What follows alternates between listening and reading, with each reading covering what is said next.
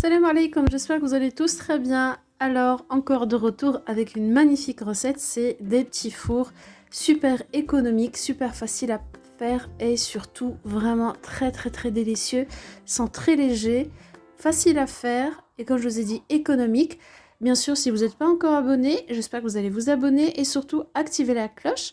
Donc pour les ingrédients, je vous laisse la liste que vous allez voir apparaître maintenant. Donc pour cela j'ai besoin de 2 œufs. Donc là j'ai 200 ml de l'huile. Donc là j'ai 50 ml de lait, pardon, du sucre, de la farine, de la levure et un peu de vanille. Vous pouvez changer d'arôme si vous le souhaitez. Donc vous avez vu la liste des ingrédients au début de la recette.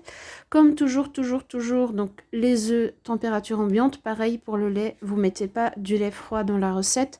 Dans les recettes de gâteaux, ça donne une pâte élastique. Donc j'ai commencé par mélanger. Je rajoute un tout petit peu de vanille liquide. Si vous n'en avez pas, vous rajoutez du sucre vanillé ou tout autre arôme. Donc là, je vais rajouter une pincée de sel et je vais prendre mon batteur électrique. Ou si vous avez le robot pâtissier, pareil, en fait, vous pouvez l'utiliser. Et là, je vais mélanger le sucre et les œufs. Donc l'objectif de cette opération, c'est d'alléger les œufs et de faire dissoudre en fait le sucre. Si vous voulez pas ou vous n'avez pas de batteur électrique, vous pouvez le faire tout simplement au batteur manuel. Pareil, l'objectif c'est juste en fait de faire dissoudre le sucre. Donc là je mélange un peu.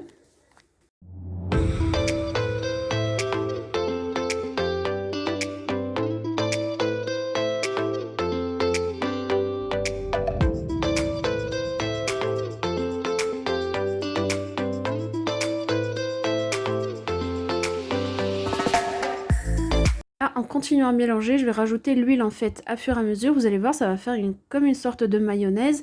Et ça, c'est très important pour notre recette. Ça va donner de l'onctuosité et un peu de tenue en fait de la pâte. Donc je rajoute, voilà, pour le rajouter 2-3 fois.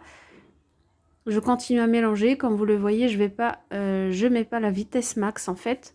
C'est juste pour avoir un mélange bien onctueux. Comme vous le voyez, donc j'ai le sucre. Vous pouvez utiliser du sucre glace, ça peut aller beaucoup plus vite si vous le souhaitez. Là, je vais rajouter le lait. Vu qu'il n'y en a pas beaucoup, je rajoute tout en une seule fois. Et après, je vais rajouter donc la farine et la levure. Pour la farine, là, moi, en fait, vraiment, c'est aléatoire parce que ça dépend de la farine, ça dépend de la taille de vos œufs. Là, j'en ai mis 400 grammes, mais vous pouvez aller jusqu'à 450 ou un peu moins que 400. Donc, faites-vous, mettez genre 380, vous mélangez et vous voyez ce que ça donne. Et après, vous continuez parce que c'est très important. Je vais vous montrer la texture, en fait, de la pâte, comment il faut qu'elle soit. C'est très important de tamiser la farine, ça pareil.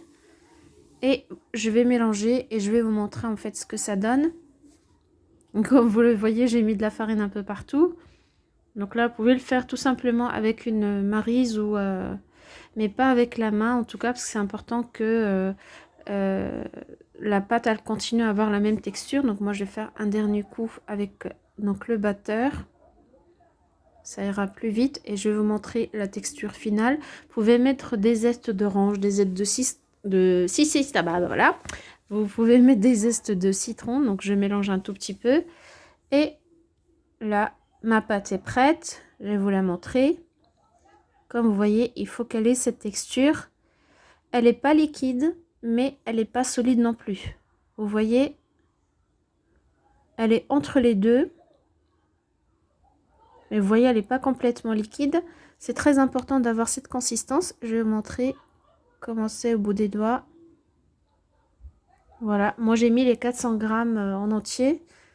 Donc là, moi je vais utiliser une poche à douille en fait.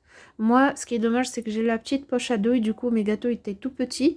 Après, si vous avez les douilles un peu plus grandes, c'est bien aussi.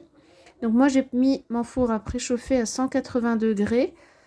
Donc là, je vais utiliser donc une plaque de cuisson et je vais mettre en fait ma pâte. Donc dans ma poche à douille.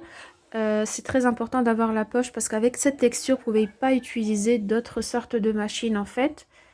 Et c'est ça qui donne le côté friand et moelleux du biscuit. Donc là, j'ai essayé de fixer donc, le papier cuisson. Vous pouvez tout simplement mettre un verre pour que c'est très important que le papier ne bouge pas.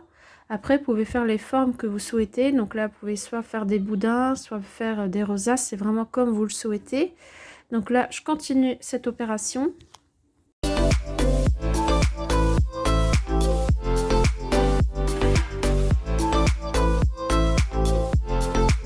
Là, je vais vous montrer les rosaces. Vous essayez quand même. Donc, j'appuie au même endroit. Je ne bouge pas. Quand je dis, j'ai posé le verre en fait. Comme ça, le papier ne bouge pas. Donc, j'ai mis la première partie à cuire. J'ai un tout petit four. Donc, si vous en avez un plus grand, c'est très bien. Parce qu'avec cette quantité, vous pouvez le faire tout de suite en une seule fois. Et c'est beaucoup mieux. Parce que c'est très important que la pâte, elle se repose pas trop pour que la levure, elle n'ait pas le temps de trop vous faire gonfler vos biscuits. Donc là, j'essaye de les égaliser pour avoir des biscuits le plus régulier possible. Comme je vous ai dit, ce qui est dommage, c'est que j'ai une petite poche à douille. Mais après, je me suis rattrapée, j'en ai acheté une autre un peu plus grande. Donc là, je vais chercher donc, les pièces qui ont à peu près la même taille. Voilà. Moi, je vais les rassembler en fait avec du chocolat fondu. Je vous montre à l'intérieur comment c'est. Et, vous voyez, c'est vraiment pas dur du tout, du tout, du tout. Au contraire.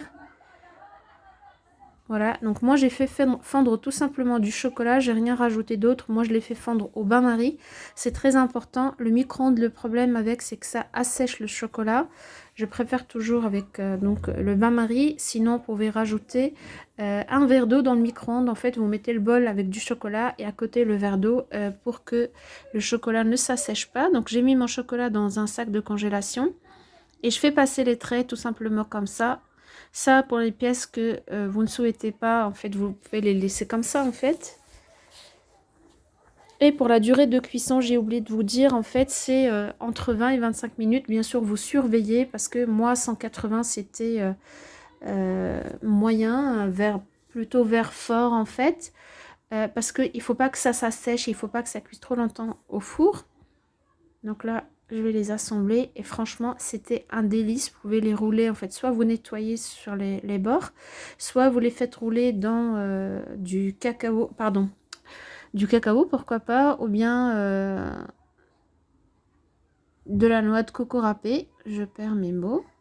Donc là, je vais faire une autre sorte. Franchement, pour la décoration, je vous laisse faire ce que vous souhaitez faire. Vous pouvez, pareil, mettre de la confiture, mettre toutes sortes de substances en fait qui permettent de les coller, ou bien les laisser nature tout simplement comme ça parce qu'il n'y a pas de produits laitiers dedans.